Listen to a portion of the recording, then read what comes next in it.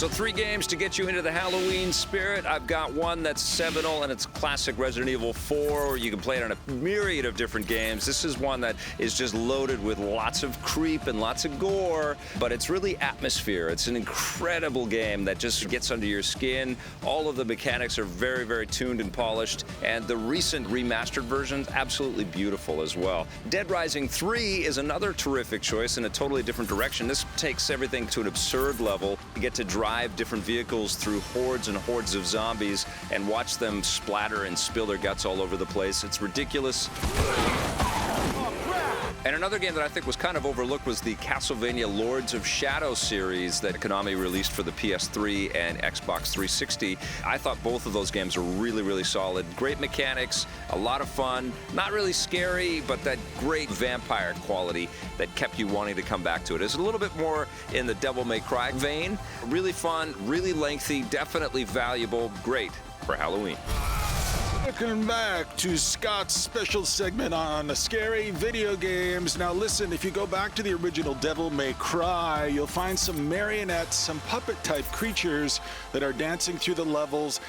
They are scary. They are one of the scariest things I've ever seen in any video game ever. I hate those things. But what I want to talk about, different from Vic and different from Marissa, is the things in games that are actually supposed to be scary but aren't really all that scary. Let's get started with my old friend, Stubbs the Zombie. Now, this was the first zombie game in existence that took sort of a more comedic take on the zombie lifestyle. You run around, you bite heads.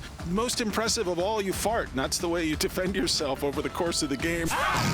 Oh! Now, the next thing that I see in video games that's supposed to be scary are ghosts, and you find a lot of ghosts in Super Mario 64. They're in haunted houses, but the haunted houses themselves aren't very scary, and the ghosts aren't very scary.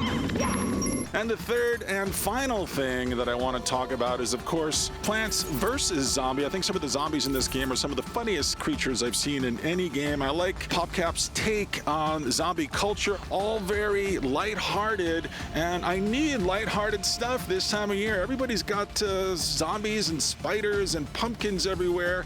I need comedy. Give me Halloween comedy. Guess what, everybody? I do not enjoy Halloween. Surprise, surprise. But I do want to recommend at least one scary game in my 3 scary games to recommend. That one scary game that really terrified me is called Zombie U. This game has been out for a while now, but I really want to give it some love because the Wii U has had a resurgence in my heart as of late, especially. And if you're really into the spooks and the scares, I think you should give this game a shot. I'm going to stick with my games that are not so spooky scary. One of them that I just picked up recently that I am loving is called Yokai Watch. This one I know doesn't seem that scary, but the first yokai that you meet looks like a ghost, so that's why I'm allowed to throw that one in here.